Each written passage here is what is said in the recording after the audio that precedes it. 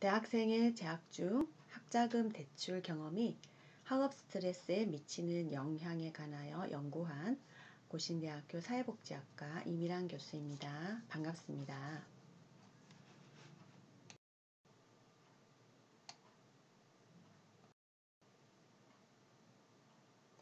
본 연구는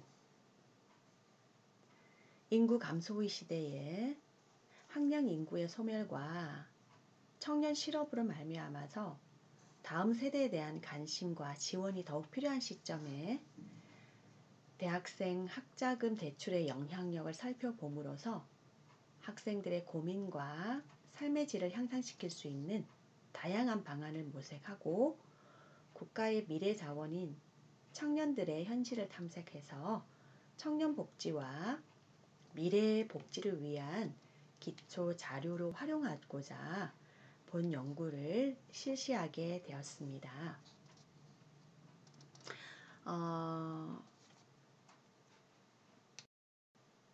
학자금 대출의 원인으로는 학부모님의 많은 교육열과 열정에 대한 그런 성공 기대감을 가지고 있고 뿐만 아니라 이런 한국인들에 대한 교육열로 말미암아서 이제 대한민국은 대학 교육이 보편화되고 있으며 대학의 진학률도 상당히 증가하여서 최근 들어와서는 80% 이상의 대학 진학률을 보이고 있습니다. 또 한 가지의 원인은 소득의 양극화와 계층 간의 격차가 점점 더 벌어짐과 동시에 대학의 등록금은 물가 상승률을 더욱더 넘어서는 그런 대학 등록금이 상승하고 있다는 것입니다. 이러한 부담으로 말미암아서 현재는 많은 학생들이 대학에 진학하고는 있지만 부모님들은 등록금으로 말미암아서 많은 부담을 가지게 되었다라고 말씀을 드릴 수가 있을 것 같습니다. 뿐만 아니라 실제로 학자금을 많은 학생들이 대출을 받아서 학교를 다니고는 있지만 학자금을 대출한 그 결과로서는 가계에 부담을 경감을 시켜주고 한국장학재단이 하고 있는 목적 자체가 가족들과 가정에 부담을 경감시켜주면서 동시에 학업을 유지하는 데 도움을 주고자 한국장학재단에서 학자금 대출 제도를 시행을 하고 있지요. 그렇지만 매 학기마다 이 등록금에 대한 그 대출 금액은 누적 대출이 증가하고 있을 수밖에 없고요. 뿐만 아니라 대출 금액에 대한 부담감 때문에 졸업을 하고 나서도 그 대출 금액 상환에 관한 부담으로 말미암아서 구직 활동에 심각한 영향을 주고 있다라고 이야기할 수가 있습니다. 이러한 결과론적인 모습에 따라서 많은 우리 학생들의 미래에 대한 고민과 나아가서 이미 성인 초기에 갖고 있는 부채에 대한 부담감들이 앞으로의 대한 미래에 대한 현실에 대하여 궁극적으로 긍정적이고 보편적인 삶의 질의 그 행복감을 가져다 줄 수가 있는가에 대한 의구심을 가짐으로써 연구를 시행하게 되었다라고 이야기할 수가 있겠습니다. 학자금 대출과 학업 그리고 삶의 질의 관계를 보면은요. 무엇보다 대한민국은 공립대학에 비하여 사립대학의 비율이 훨씬 더 높은 그런 상황임을 알 수가 있고요. 뿐만 아니라 현재의 부모님과 학생들의 연령을 비교해 보자면 대학에 진학하는 동시에 부모님의 연령은 노후 준비를 해야 하는 그런 교차 지점에 와 있다라고 볼 수가 있겠습니다. 뿐만 아니라 대출에 대한 변제감의 압박감을 갖고 있기 때문에 부모님과 우리 학생들 모두가 다 여기에 대한 심리적인 그런 중압감을 가지고 있다라고 이야기할 수가 있습니다. 뿐만 아니라 여기에 대한 정서적인 부담감은 결국은 학업에 대한 스트레스와 연계되어진다라고 볼 수가 있겠지요. 게다가 20대 우리 청년들의 현실은 과거 20대들과는 비교할 수 없을 정도로 재정적인 자립이 더욱더 어려워진 현재를 살아가고 있습니다. 뿐만 아니라 코로나 팬데믹이 장기화됨으로 말미암아서 그나마 가질 수 있었던 학생 시절의 아르바이트 일자리마저 사라지고 있는 상황이라고 볼 수가 있지요. 그러므로 말미암아서 학생들의 일반적인 삶의 질 자체가 많이 저하되어지고 있다라고 하는 것을 우리가 잘 알 수가 있는 부분들입니다.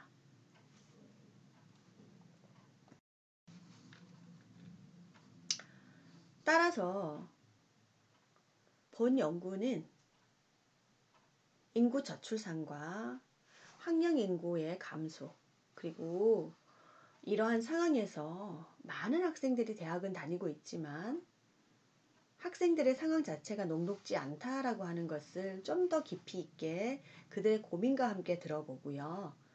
미래 자원인 2030 세대가 행복해야 우리의 다음을 좀 더 행복한 나라와 부강한 국가로 예견해 볼 수가 있는데, 그들에 대한 관심과 지원은 어떤 상황인가에 대한 의문을 가지고 연구를 시작하게 되었고요.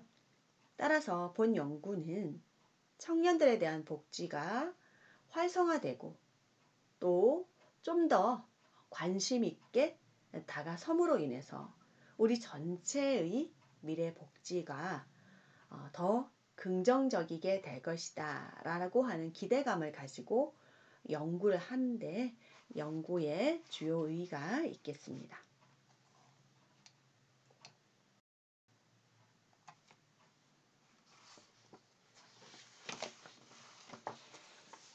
따라서 본 연구의 과정은 학자금 대출을 받은 경험 대학생을 중심으로 해서 부울경 10개 대학 100명의 학생들에게 웹설문지를 조사 실시하게 되었고요. 그리고 비확률적인 표집을 사용했으며 여기에 대하여 인터뷰까지 추가해서 질적, 양적 분석을 하게 되었습니다.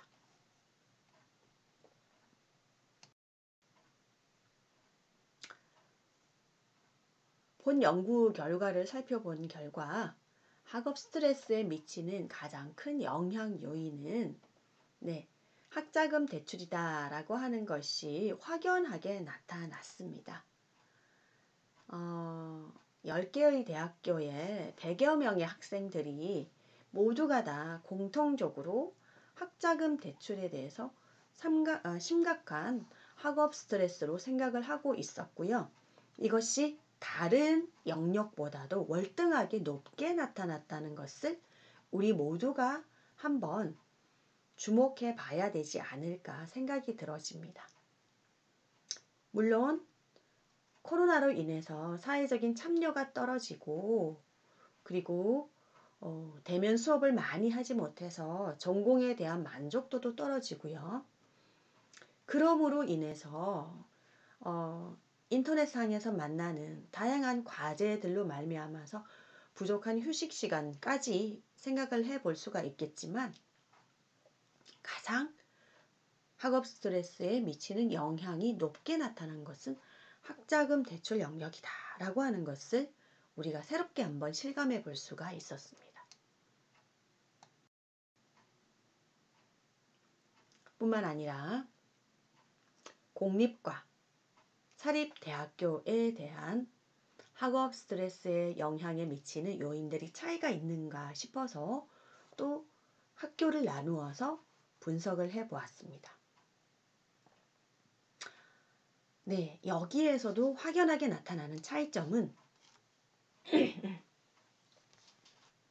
공립학교 대학생들에 비하여 사립학교 대학생들의 학자금 대출의 규모와 액수와 부담이 훨씬 더 높다라고 하는 것을 알 수가 있었습니다. 특별히 공립에 다니고 있는 대학생들은 학자금 대출에 대하여 똑같이 부담으로 높게 생각은 하고 있었고, 이것이 학업에 미치는 스트레스로서 크게 작용한다라고 대답은 했지만, 사립대학교에 다니고 있는 학생들하고는 비교가 되지 않았습니다.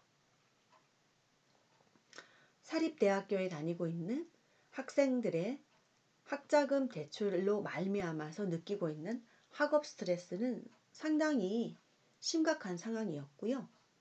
뿐만 아니라 부족한 휴식 시간도 상당히 높다라고 하는 스트레스의 영향 요인이었습니다. 그 외에 전공에 대한 만족도나 사회적인 참여 같은 비율로 순위가 나타나고 있었다라고 하는 것을 볼 수가 있겠습니다.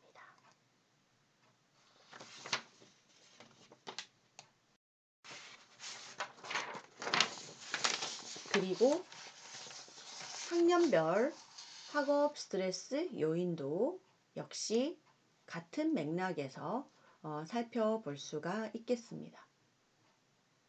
학년별 학업 스트레스 요인도 1학년, 2학년, 3학년, 4학년과 또 공립과 사립대학교로 나누어서 살펴보았습니다.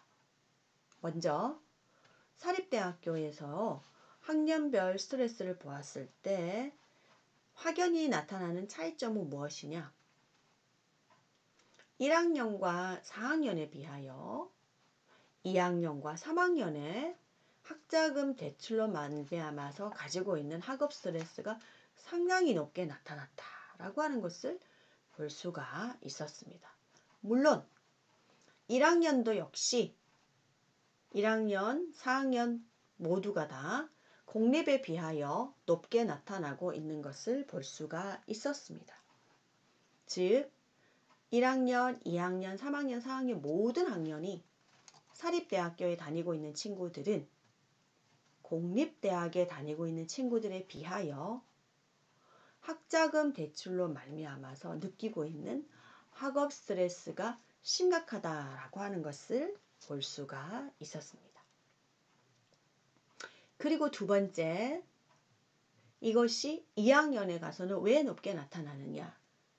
사립대학교 친구들이 여기에도 우리가 관심을 가지고 분석을 해봐야 되겠지요. 우리가 학년별로 어떤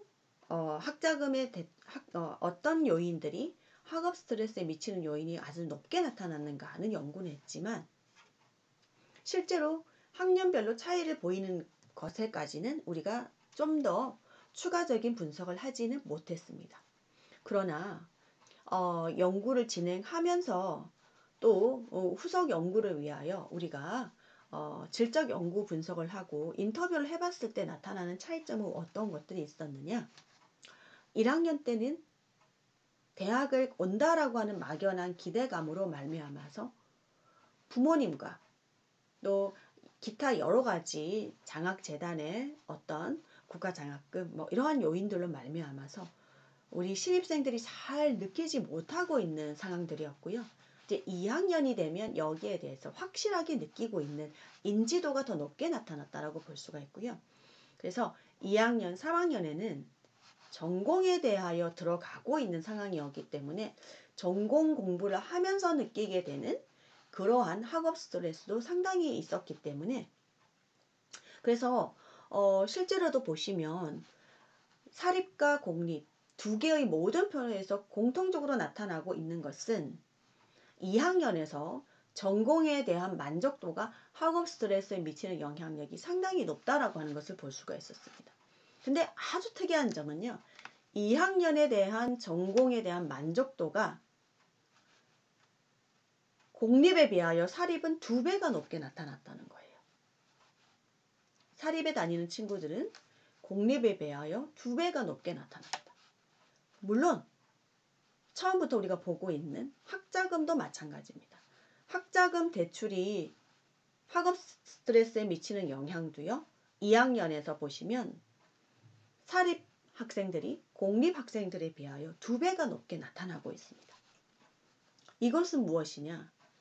신입생 1학년 시절보다는 2학년이 되면서 전공을 많이 배우게 되고 전공에 본격적으로 들어가게 되고 전공에 대한 만족도가 결국은 내가 계속 이 전공을 해 나갈 수 있을 것인가, 또 이 전공을 통해서 내가 앞으로 미래의 어떤 분야로 나아가서 내가 원하는 분야에 또 취업을 할 것인가에 대한 고민을 하게 되면서 전공에 대한 만족도는 상당히 학업 스트레스에 영향을 크게 미치는 것으로 나타났고요.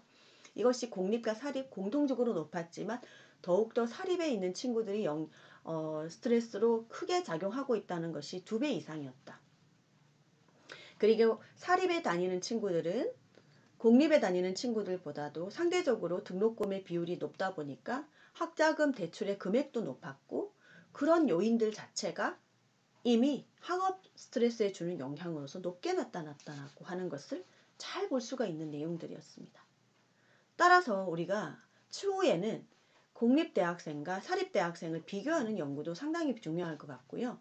더 나아가서 전공에 대한 만족도가 사립과 공립으로 나누어서 우리가 분석을 해보면서 이것이 학업 스트레스에 얼마나 큰 영향력을 미치고 있고, 이것을 통해서 학업 스트레스뿐만 아니라 전공에 대한 만족도와 학업 스트레스는 결국은 졸업 이후에 전공을 통해서 좋은 역량 강화를 하고 또 성공 기대감에 맞추어서 취업을 잘 할 수가 있느냐, 또는 취업한 직장에서의 만족도로 연결이 되어지는가를 한번 우리가 연구해 볼 수 있을 만한 그런 과제가 아닐까 생각이 들어집니다. 그리고 학업 스트레스의 요인별 스트레스 정도를 우리가 한번 또 연구를 해 봤습니다. 결국은 전공 만족도가 상중하 중에서 중이 높게 났지요. 학자금 대출도 중이 가장 높았습니다. 물론 상중하 모두 다 높았고요. 그리고 부족한 휴식 시간도 역시 높게 나타났고요. 사회적 참여 비슷비슷하고 있습니다. 그래서 스트레스 요인별로 측정해 본다라고 하는 것 자체가 결국은 모든 스트레스 요인 중에 가장 높게 나타난 것은 학자금 대출이었다라고 하는 것을 보여주고 있습니다. 네, 결론적으로 학자금 대출은 학업 스트레스에 가장 큰 영향 요인이 되고 있다라고 하는 것을 보게 됐고요. 사립 대학생과 공립 대학생 간에는 큰 차이가 있었다라고 하는 것을 볼 수가 있었고요. 그리고 학년별로도 이런 부담감에 대하여 느끼는 차이점이 다르게 나타났다라고 하는 것을 볼 수가 있었습니다. 뿐만 아니라 결국은 학업 유지와 대출 금액의 인과관계가 형성되어지고 있다라고 하는 것을 볼 수가 있었습니다. 대출이 많아질수록, 대출이 누적될수록 대출 금액이 또 공립 사립에 따라 차이가 있을수록 학업에 대한 스트레스가 달라지고 있고, 따라서 여기에 대한 대처 방안이 필요하다라고 하는 것을 결과론적으로 볼 수가 있었습니다. 따라서 지금까지 시행되어지고 있는 한국장학재단의 학자금 대출 그 프로젝트는 상당히 중요한 그런 지원입니다. 그렇지만 이런 지원들이 맞춤형으로 가야 된다라고 하는 것이 좀 더 구체화될 필요가 있을 것 같습니다. 따라서 취약계층, 저소득계층의 학생들, 그리고 다양한 그런 한부모나 그리고 다문화에 맞추어진 그런 학생들, 그리고 여러 가지 차상위 계층에 대한 그런 맞춤형 지원이 필요하고요.